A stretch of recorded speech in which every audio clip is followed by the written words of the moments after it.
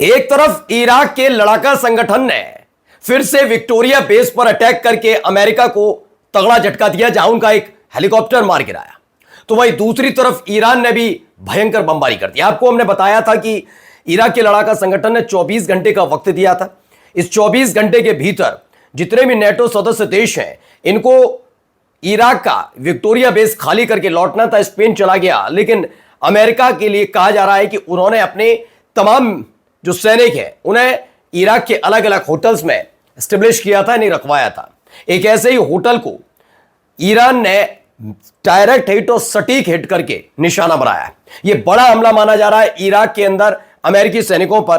कहां यह हमला हुआ वो तो दिखाऊंगा ही, और क्या नुकसान हुआ। हाइफा से लेकर तेल अवीव तक हालात बिगड़े हुए हैं। एक के बाद एक अटैक की वजह से हालत खराब है। खबर निकलकर यह भी आ रही है कि मोसाद पर नेतन्याहू भड़के हैं।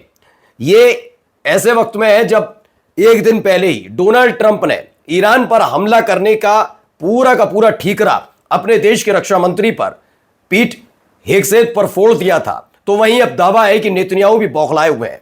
उन्होंने मोसाद के चीफ को बड़ा खरी खोटी सुना डाली है, क्योंकि इस पूरे संघर्ष में इजराइल सिर्फ बर्बाद हुआ है, कुछ उसका भला नहीं हो पाया। तो जाते जाते आपको खबर यह भी दिखाऊंगा कि कैसे एक और देश अब इस पूरे संघर्ष में कूद गया।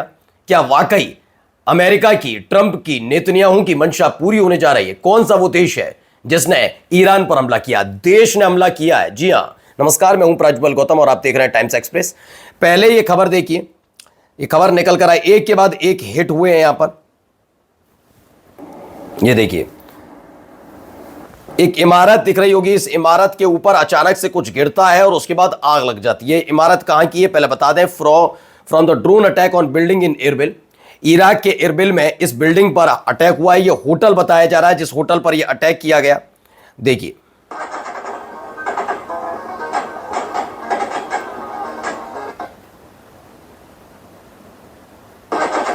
तो drone strike on A building in Erbil, Iraq के इरबिल में एक बड़ा हमले की तस्दीक की गई है कि ड्रोन अटैक किया गया है। खास बात यह है कि यह हमला उस बिल्डिंग पर किया गया है। ऐसा दावा है कि उस बिल्डिंग पर किया गया है जहां पर अमेरिकी सैनिक रुके हुए थे। देखिए, इस खबर को लेकर एक और वीडियो निकलकर सामने आई। ये देखिए, ये देखिए,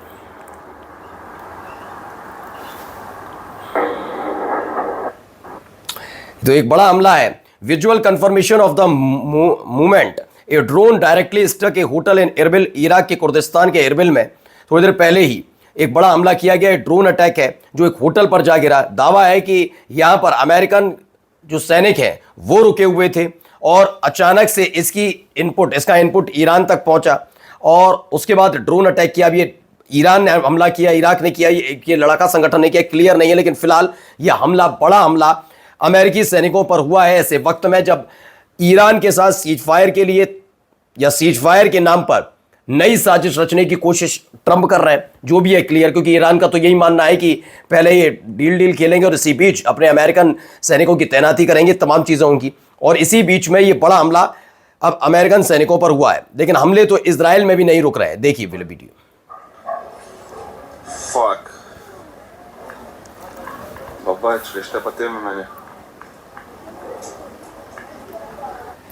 तो हर तरफ तबाही का आलम। ये फिर से हाइफा को निशाना बनाया गया।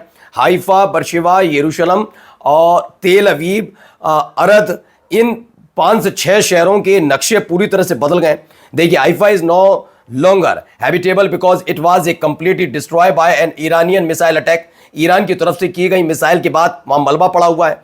हर तरफ सिर्फ मलबा ही मलबा नजर आ रहा है और गाड़ियों को भी अच्छा खासा नुकसान पहुंचा है। ऐसा हाइफा पर हुए हमले के फौरन बाद की ये तस्वीर निकल कर आई। तस्वीर सिर्फ इतनी भर नहीं है, जरा ये देखिए इजरायली कितने परेशान हैं।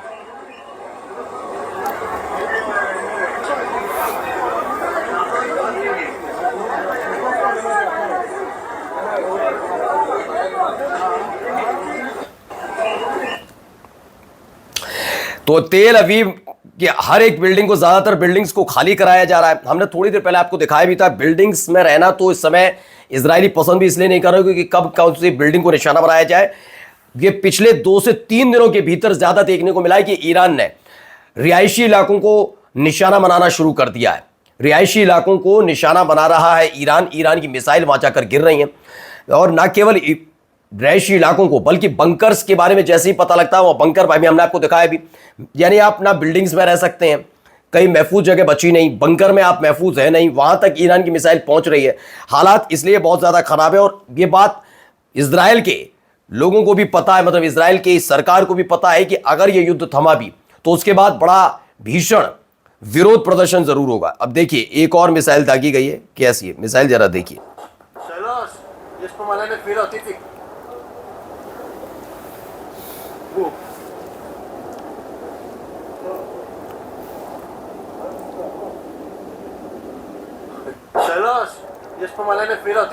तो इसमें दावा है कि ईरान निकाल रहा तरकश से नए तीर। इजरायली अधिकारियों का कहना है कि माना जा रहा है कि ईरान ने आज इजराइल पर मीडियम रेंज की बैलिस्टिक मिसाइल का नया वेरिएंट या एक नए तरह का क्लस्टर वॉरहेड लॉन्च किया जिसमें 3 से 4 बड़े 100 किलोग्राम के बम थे और उसका इस्तेमाल किया गया है। अब आइए एक और महत्वपूर्ण खबर पर मैं आपको दिखाता हूं कि इस तरह के हालात के बीच ठीकरा फोड़ने का काम शुरू हो चुका है। मतलब ये समझ गए हैं कि आने वाले दिनों में करना तो सीज फायर ही पड़ेगा, यानी ईरान के सामने झुकने की नौबत तो आएगी।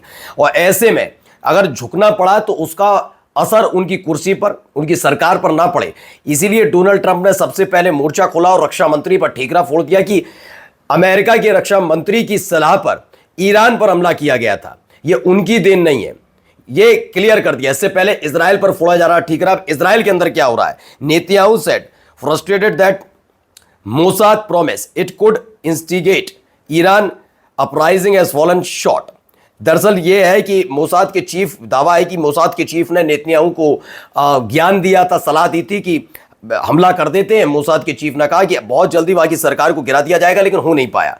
दावा है बेंजामिन नेतन्याहू मोसाद पर भड़के हुए हैं। दरअसल ईरान के साथ चल रहे युद्ध की तैयारी के दौरान मोसाद चीफ डेविड बार्निया ने नेतन्याहू को एक प्लान दिया था जो बुरी तरह विफल हुआ।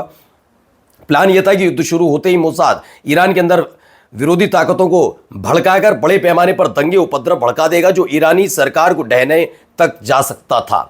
ये मैंने आपको खबर तब भी बताई थी कि यही इनका एक प्लान था जब हमला हुआ और हमले से पहले भी, कि दंगा कराओ, ये अंदर लड़ेंगे और इनके ऊपर हमला कर दो, सब बिखर जाएगा। नेतन्याहू ने इस प्लान को मंजूरी दी और इसे ही अमेरिकी राष्ट्रपति डोनाल्ड ट्रंप को भी समझाया और युद्ध करने के लिए समझाया। लेकिन 3 हफ्ते से ज्यादा युद्ध चलने के बाद भी ईरान में कोई बड़ा विद्रोह नहीं हुआ। इसके बजाय ईरानी शासन और मजबूत हुआ और जवाबी हमले तेज कर दिए, जिससे इजराइल चल रहा है। न्यूयॉर्क टाइम्स और टाइम्स ऑफ इजराइल की रिपोर्ट्स के मुताबिक पर्दे के पीछे नेतन्याहू ने निराशा और फ्रस्ट्रेशन जाहिर की है कि मोसाद अपने वादे को पूरा नहीं कर पाया है। अब जाते जाते एक देश कूद पड़ा है ईरान के साथ युद्ध में, जरा देख लीजिए। तो क्या मिल गया मोहरा ट्रंप को और नेतन्याहू को?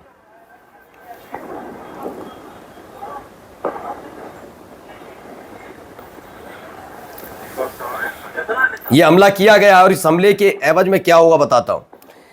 यही ट्रंप खास तौर पर चाहते थे कि कुछ ऐसा हो भाई कि कोई ना कोई देश आए जिसके कांधे पर बंदूक चलाकर अपने सैनिकों को वापस निकाल लिया जाए इसमें से। अब खबर है कि कुवैत भी ईरान वॉर में कूदा, ईरान के खिलाफ मिसाइल फायर किया। पहले गल्फ नेशन की वॉर में एंट्री हुई है कुवैत के तौर पर, तो कुवैत ने सीधे सीधे ईरान पर हमला किया। नमस्कार।